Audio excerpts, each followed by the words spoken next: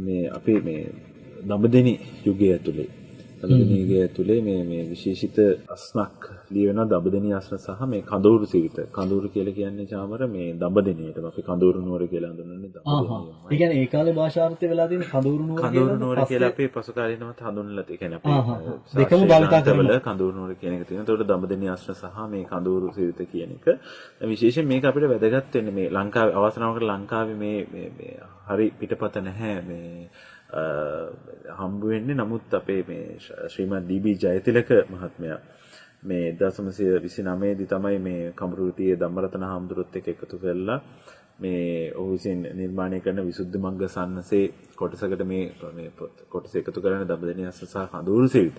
මේ කඳවුරු සිරිත ඇතුලේ මේ චාමර සම්පූර්ණයෙන්ම තියෙන්නේ මේ කලිකාල සාහිත්‍ය සංරක්ෂක පඬිත මේ පඬිත පරාක්‍රම බාහු රජුරුවන්ගේ මේ දිනචර්යාව කඳවුරු සිරිත ඇතුලේ තියෙන්නේ. දඹදෙණි අස්න ඇතුළෙත් ඔහුගේ යම් ක්‍රියාකාරකම් තියෙනවා. ඒක තියෙන්නම තුනුරුවන් පිහිටපු මේ ශ්‍රී ලංකා ද්වීපයේ සකල නගරාංග සමත්පත්තීන් සම්පූර්ණ වූ කඳවුරු නුවර රාජපද ප්‍රාප්ති කලිකාල සාහිත්‍ය සංරක්ෂක පඬිත පරාක්‍රම බාහු මහරජුරුවන් වහන්සේගේ ශාස්ත්‍රකම නොවරදවා දවස් සවතා පැවති දිනචර්යා ක්‍රමය නම් කියලා පටන් අරගෙන ඔහු දාખලා තියෙනවා. පාන්වන්නට පළමු පස්පෑ තබා ප්‍රබුද්ධව ශ්‍රී යහන් මැද පద్මාසනයෙන් වැඩහිඳ අනිත්‍ය දුක්ඛ අනාත්මය යන ත්‍රිලක්ෂණ භාවනාවේදී තුන් පැයක් පුරා යෙල පැයක් සූත්‍ර බණ සිහි කර වැඩහුන් කල්හි පුරෝහිත බ්‍රාහ්මණයන් විසින් එළවන ලද කුශතනහා මන්ත්‍ර ජලයෙන් යුක්ත සහක්ගෙන ජයමංගල ഘോഷයි. ওই විදිහට අපි කියනවානේ උදේට වන්දිබට්ටු ඇවිල්ලා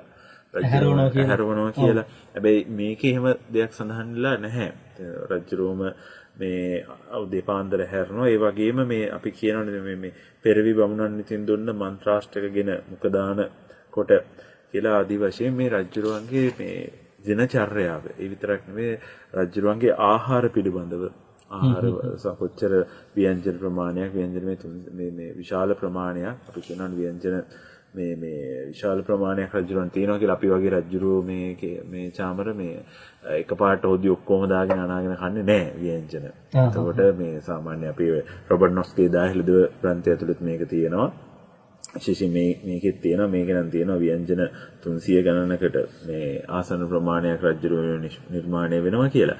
එතකොට සාමාන්‍යයෙන් වෙන්නේ රජුරවන්ට මේ රත්තුමගේ රන්තලියට කෙහෙල් පත්‍රයක් දානවා කපලා බත්වල නිලම්වරයා විසින්. ඊට පස්සේ ഘോഷකයා විසින් කියන පස්වහන්දාසට බුදුවන්න අවසර අද බෝවහන්සේ වෙනුවෙන් නේද අපි ඒ කාලේ දෙනවා සාල් වර්ග මේ 28000කට වඩා වැඩි ප්‍රමාණයක් ලංකාවේ තිබිලා 28000කට වැඩි ප්‍රමාණයක් ප්‍රභේද.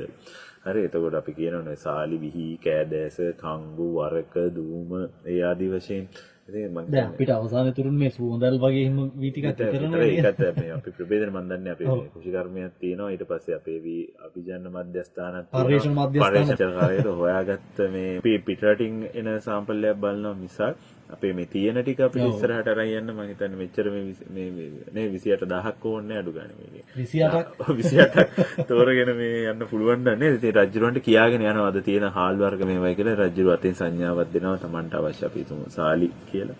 සාලි කියන වර්ගය අපි සාලිය කියලා කියන්නේත් ඒකනේ. චාමර දුටුගැමුණු රජුරවන්ගේ පුත්‍රයාට සාලිය කියලා දාන්නේ ඔහු ඉපදිච්ච දවසේ සාලි අස්වැන්න රට පුරාම විශාල සාලි අස්වැන්නක් ලැබිලා තියෙනවා. ඒ නිසා සාලිය කියන මේ නම තමයි ඔහුට තියලා තියෙන ශාස්ත්‍රීයත්වයට එක්ක. එතකොට මේ ඒ කොච්චර දුරට මේ කෘෂිකර්මාන්තය කියන එක රාජ්‍යත්වයට බද්ධ වෙලා තිබ්බද කියන එක තමන්ගේ පුතාට මේ වීවල නමක් තියන වී වර්ගයක නමක් තියන තරම් ලංකාව එක්සේසත් කරපු පාලකයෙක් විදිහට ඒ ගොඩක් වෙලාවට ඒ කාලේ එක්ක රජුරවන්ට මේ රජුරන්ගේ ශරීර ස්වරූපෙට නම තියෙනවා. එහෙම නැත්නම් ගොඩක් වෙලාවට මේ අර වගේ කෘෂිකර්මාන්තය හෝ පරිසරයත් එක්ක සම්බන්ධ වෙච්ච නම් තියෙන සමහර රජවරුන්ගේ ඉතින් ක්‍රියාකලාපයන් අනුව අද විතරක් නෙවෙයි ඒ කාලෙත් හොරු ඉඳලා තියෙනවා. ඒකට චෝරනාග කියන්නේ ඒකයි. හරි හොරනාග කියන එක. ඒ වගේ මේ අපි කියන වංකනාසික තිස්ස, වක්කුණ හයක් ඇති තිස්ස කියන එකනේ ගජබාහුව. දේහ ලක්ෂණ අනුව හෝ නැත්නම් අර වගේ සාමාන්‍ය තිස්ස, කාකවර්ණ තිස්ස කියන එක නෙනේද? කාලවර්ණ තිස්ස කියන එක. ඒ වගේ මේ ස්වරූපයන. ඉතින් මේක නිසා රජුරු අර කියා අතින් සංඥාවක් දෙනවා අපි තුමු සාලි නම් සාලි හාල්. ඊට පස්සේ ව්‍යංජන ටික කියාගෙන යනවා. ව්‍යංජන කියාගෙන යනකොට රජුරු අතින් සංඥාවක් දෙනවා තමන් කැමති ව්‍යංජනය තියෙනවනම්. එතකොට ඒ ව්‍යංජනේ බෙදනවා. බෙදුවට පස්සේ රජුරෝ හොඳට අනාගෙන බත් ගුලියක් හදලා කනවා. නැවත අර කෙහෙල්පත අයින් කරලා ඔය විදිහට තමයි යන්නේ. සමහරවිට රජුරෝ ව්‍යංජන 30 ගාණක් තිබ්බට එහෙම 300 ගාණක් තිබ්බත් රජුරෝ කන්නේ හිතෙන්නේ එක ව්‍යංජනයක් නම් ඒ ව්‍යංජනෙත් එක්ක බත් කාලා අවසන් කරන්න පුළුවන්. හැබැයි සම්ප්‍රදායක් විදිහට මේක තියෙන්න ඕන කියන එක මේක තහවුරු. ඒක කියන්නේ අපිට මෙහෙම උපකල්පනය කරන්නත් පුළුවන් ජ්‍යෙෂ්ඨ කතිකාචාර්යතුමනි මේ සම්ප්‍රදාය හැදිලා තියෙන්නේ මේ වෙලාවේ රටේ තියෙන්නේ මොනවද නේද? රටේ තියෙන ආහාර වර්ග මොනවද? එහෙම අඳුර ගන්න සමහරට ඒක භාවිතා කරා වෙන්නත් පුළුවන් නේද? මේ දැන් මේ ග්‍රන්ථයේ තියෙන විදිහට මහවැදන විසින් රජුරුවන්ගේ තියෙන අපි කියන කන්ඩිෂන් එක කියලා.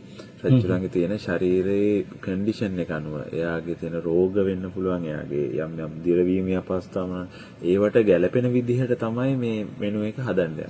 කියන්නේ. හරි දැන් අපි මේ පොදු මෙනු එකක් නේ අපි දැන් අලුත් අවුරුද්දේදී අපි පාවිච්චි කරන පොදු මෙනු එකක්. නමුත් රජුරුවන්ගේදී රජුරුවට ආවේනික දැන් අපි මේ කියනවනේ මේ රජුරුවන්ගේ මේවලට අපි රජුරුවන්ගේ අසුචි පවා ඒ කාලේ පරීක්ෂක නැහැනේ.